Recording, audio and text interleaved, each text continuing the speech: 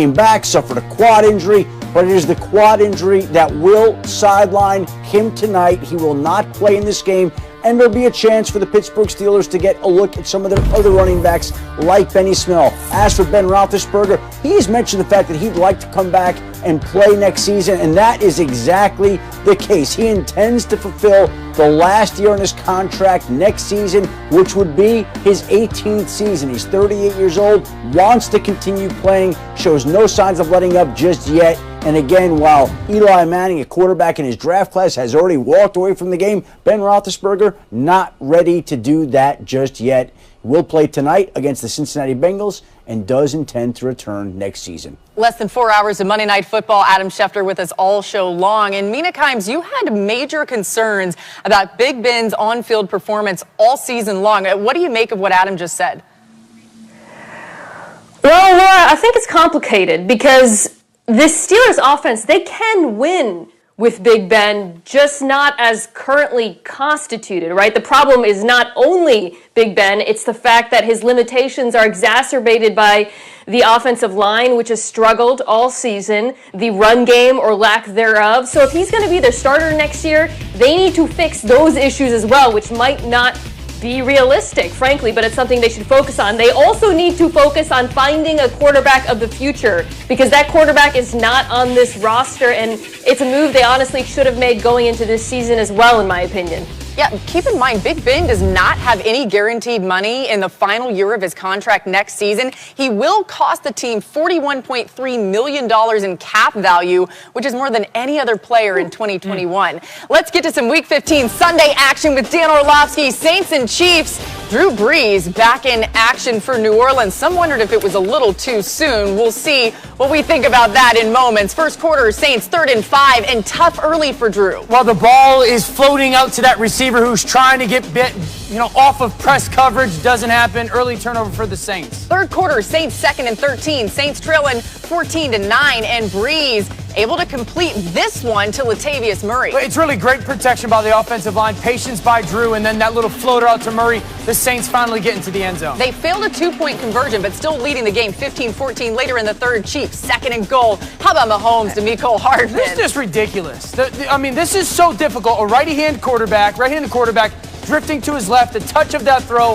Hardman able to find that back pylon, drag the foot. It's absolutely jaw-dropping by the both of them. Chiefs retook the lead there, 28.7 catch probability for that catch. And how about Brees right there to little Jordan Humphrey? You get man-to-man coverage, you got the seam, hold the free safety, put a little air on that ball, back shoulder, easy completion. And here's Le'Veon Bell getting it done for the Chiefs. This was a good physical finish on this run. Hopefully Lev Bell's okay. That kind of salted that game away with a little bit of a throw, and Le'Veon Bell on the edge. Back and forth all the way throughout. Chiefs run out the clock. They win it 32-29. Were you a righty-handed quarterback, Dan? I'm amphibious. Okay, amphibious. I don't think that's the word for that. My goodness. We're going to move on from that because we'll get back to it. Jesus Christ. All right. Anyway, Marcus, the Saints had a lot going against them coming into the game. What did you learn about New Orleans in that loss? I don't want to gloss over amphibious, but I'm going to leave that alone, Els. Listen, the Saints should be thinking glass half full, right? Like we start 30 for 30s here. What if I told you Drew Brees would be off 4 weeks, you would put Michael Thomas on IR, you would lose Cam Jordan during the game, and you would lose by 3? If I'm the Saints, I take that, right? There's no consolation, moral victories. I know a lot of people like to throw that term around.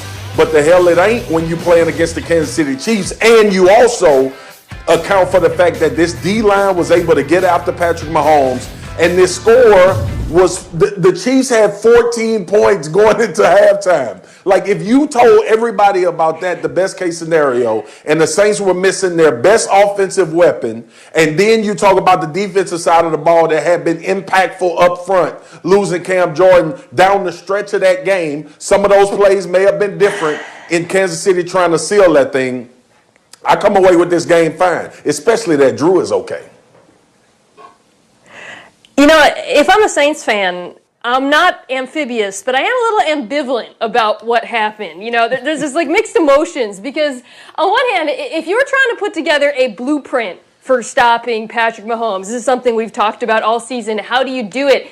the Saints defense kind of showed you one in the first half, right? I mean, they had the highest pressure rate in the NFL this week and the second lowest blitz rate. What does that tell you? They were getting home with 4, disrupting Patrick Mahomes from the outside and the inside. They were sitting back in too high, forcing him to dink and dunk his way down the field.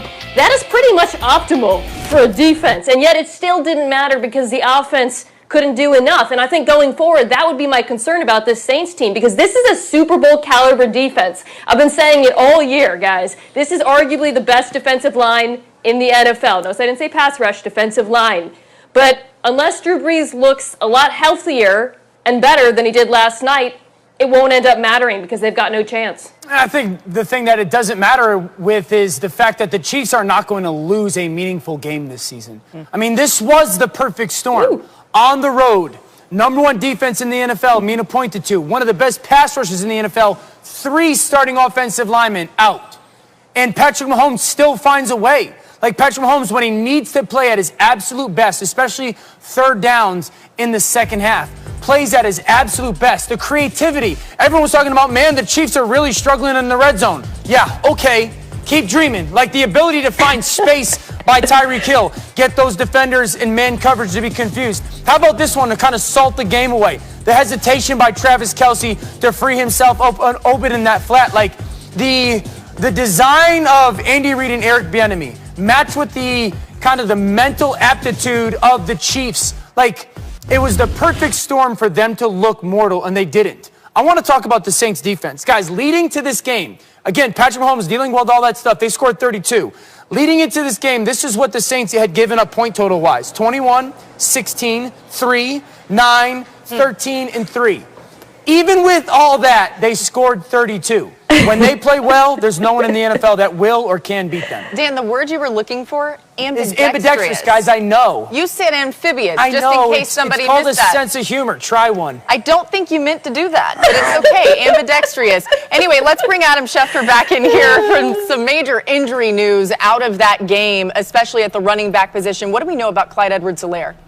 Well, Laura, first of all, not ambidextrous nor amphibious, but as for Clyde Edwards-Helaire, he suffered what is thought to be a high ankle sprain and a hip strain yesterday when he went down. The replays were ugly looking. You saw him go down, you saw the leg split, it looked bad, you saw the pain coming from him. He is not expected to play again during the regular season. I think the Chiefs hope he'll return for the postseason. And oh, by the way, Le'Veon Bell went down, he is fine. Stephon Gilmore went down on a non-contact injury, reached for his quad and his knee. He is not expected to play again this season, especially with the Patriots eliminated from contention for the first time in an awful long time. Obviously, Gilmore will not be back this season. We hope that he gets back for the start of next season. And of course, the Panthers today fired their general manager, Marty Herney. Amicable parting between the two sides, really in a way that I think both sides saw coming. The Panthers will immediately begin their search for a new general manager. We already have the Jaguars looking for a new GM, the Lions looking for a new GM, the Falcons looking for a new GM, the Texans